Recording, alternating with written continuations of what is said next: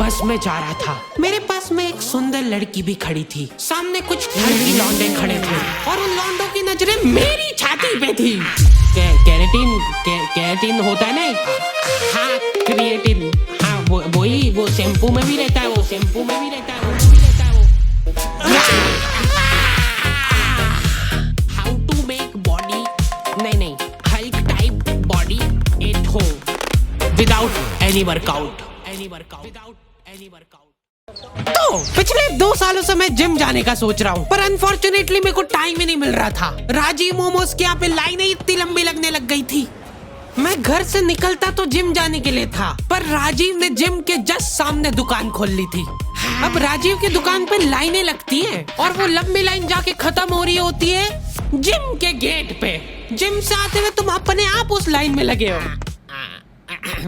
बेचारे हल्क जैसे लौंडे 5-5 घंटे कसरत करने के बाद पनीर मोमोज खा रहे हैं। पनीर है इसमें, ये देखो, protein. Rajiv daily up down करता था नेपाल से यहाँ तक, वो भी सपरिवार। राजीव की दुकान पे मोमोज खा खा के मेरे 2 मोमोज निकल आए थे, पर मेरे को उतना फर्क नहीं पड़ता था इन चीजों से। उस एक दिन तक जब मैं बस में जा रहा था, मेरे पास में एक सुंदर लड़की भी खड़ी थी। सामने कुछ ठरकी लौंडे खड़े थे और उन लौंडों की नजरें मेरी छाती पे थी। उस दिन मेरे को 2 चीजें रियलाइज हुई। पहला तो ये कि हमारे शहर में लड़के भी सेफ नहीं है, और दूसरा ये कि गड्ढे बहुत है हमारे एरिया में। देख। क्या ये? मेरे को जिंदगी में पहली बार मोटापे का एहसास हुआ। ओ भैया उतर जाओ, आगे आपका स्टार। नहीं भैया, मेरे को आगे जिम पे उतार देना। जिम जाके मेरे को पता चला कि इनके अलग ही चोचले चल रहे हैं। तुम्हारे जूते पे हल्की सी भी धूल मिट्टी नहीं लगी होनी चाहिए। एक लौंडा जने कहाँ से गोबर में खड़ के आया उसका जूता, वहाँ जिम की चढ़ाव पे ही साफ कर रहा है। ट्रेनर जिम के गेट पे खड़ा खड़ा देख रहा है उसको। अंदर घुसने के पहले सबके जूते चाट के चेक करता है वो। कुछ है? मेरे को ऐसा लगता है कि बॉडी और दिमाग इनवर्सली प्रोपोर्शनल होता है। कभी देखा है तुमने किसी इंसान के पास बॉडी और दिमाग दोनों? तुमको चूज करना पड़ता है बॉडी और दिमाग में से एक चीज, पर बात यह है कि वो चूज करने के लिए भी तो दिमाग चाहिए। जो भी लौंडे हल्क जैसे घूम रहे होते ना जिम में, सबसे पहले तो यार अपनी साइज का टी शर्ट पहनो। 2 साइज छोटा टी शर्ट पहन के यहाँ पे होशियारी मत मारो। ऐसा लगता है दिमाग बेच के प्रोटीन पाउडर लेके आए। जिम करने के पहले प्रोटीन पी रहे, जिम करते करते प्रोटीन पी रहे, जिम के बाद भी प्रोटीन पी रहे, उसके बाद भी तुमको बॉडी दिखाने के लिए 2 साइज छोटा टी शर्ट पहनना पड़ रहा है। जिम में लौंडे लोग ड्रग डीलर जैसे मिलते हैं। बैकग्राउंड में न जाने कौन सा पंजाबी गाना चल रहा है और यहाँ पे 2 लौंडे हाथ मिलाने की कोशिश कर रहे हैं। एकदम कोऑर्डिनेशन चाहिए यार जिम में हाथ मिलाने के लिए। पिछली बार मैंने जिम इसीलिए छोड़ा था क्योंकि ट्रेनर ने मेरे से हाथ नहीं मिलाया था। मैंने उसके लिए दोस्ती का हाथ आगे बढ़ाया था, इग्नोर कर दिया उसने मेरे को, क्योंकि उसका पूरा ध्यान लड़कीबाजी में था। वैसे एक बात बताओ, करोगी क्या इतनी कसरत करके? घर जाके तो रोटी ऐसी गलीज हरकतें करोगे तो पिटोगे ही ना। अगर मैं हाथ आगे बढ़ा के खड़ा हूँ, आसपास के सारे लोग कसरत करते हुए रुक गए, मेरे ऊपर प्रेशर बन गया कि भाई अब तो हाथ मिलाना ही पड़ेगा। भैया हाथ मिला लो मेरे से। पैसे अभी दे रहे हो के खाते में लिखो। हमारा ट्रेनर खुद जिम में ड्रग बेचता था। नहीं उठ रहा ना, नहीं उठ रहा ना, नहीं उठेगा, ऐसा नहीं उठेगा। अब उठाओ।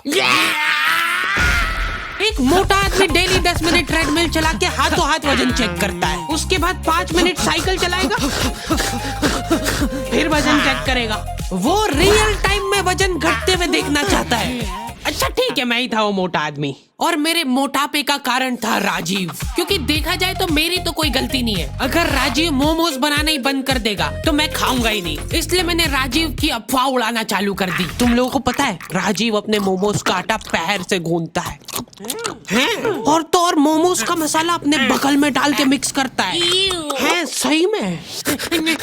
पापा, ये था कौन? राजीव का बेटा।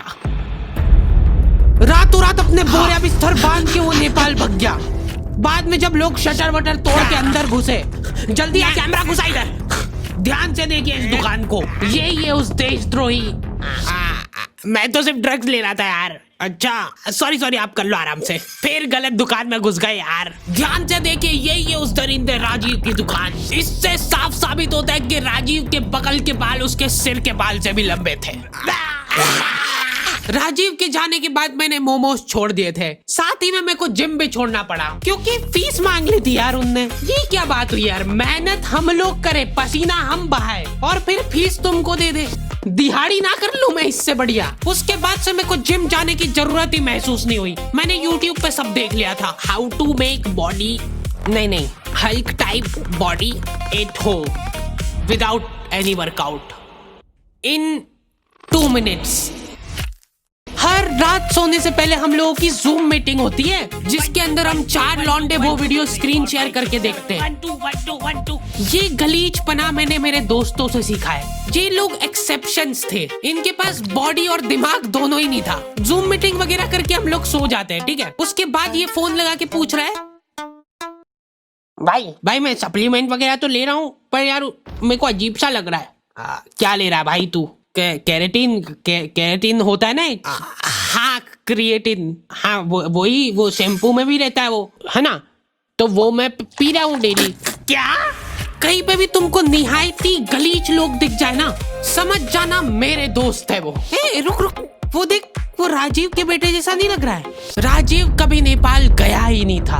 अरे यार फिर गलत दुकान में घुस गए अपन। उसने हमारे जिम ट्रेनर के साथ हाथ मिला लिया था और ट्रेनर ने हाथ मिला भी लिया। मेरे से क्यों नहीं मिलाया था? अब ये लोग साथ में मिलके मोमो में ड्रग डाल के बेचते हैं। और न जाने कहां से राजीव का बच्चा मिल गया मेरे गलीज दोस्तों को। कहां से लाया ये पतंग? भैया वो मेरी, ला इधर दिखा, दे दो ना मेरी पतंग, कहीं दे दो। देख भाई अब अपने पास 2 ऑप्शन है, या तो अपन इससे पतंग छीन ले या फिर इसकी पतंग तोड़ दे। नहीं। क्या कहता है? देख भाई, अगर तो अपन इसकी पतंग छीन के ले जाते हैं तो उसकी याद में 10-15 दिन तो रोएगा, पर उसके बाद धीरे धीरे भूल जाएगा। पर अगर अपन ने इसको तोड़ के दे दी वापस तो ये हर दिन दुखी होगा, हर दिन रोएगा टूटी हुई पतंग देख के। ठीक है तो तोड़ देते हैं। मैं एकदम प्रो हुआ करता था पतंग उड़ा के, अगर कोई मेरे को दे दे तो उसको नीचे लाने में। हाँ पीछे जा, और हाँ अब दे उड़ंची, मांझा पकड़ जल्दी। मैं जिसके साथ भी पतंग उड़ाने जाता था मेरे को मांझा पकड़ा देते थे वो। मैं मन ही मन सोचने लगा था कि कहीं ऐसा तो नहीं कि मैं बहुत ही अच्छा मांझा पकड़ता हूँ, मेरे से अच्छा कोई मांझा ही नहीं पकड़ सकता है। बहुत जल्दी दूर हो गई मेरी ये गलतफहमी, क्योंकि मैं वो भी ठीक से नहीं कर पाता था। जल्दी ढील दे। हाँ थोड़ी और, बस थोड़ी सी देते जा, बस बढ़िया। लेकिन मेरे को कभी खुद में कमी महसूस नहीं हुई। मेरे को लगता था पतंग में ही दिक्कत है। क्या लगता है कागज वाली अच्छी के पन्नी?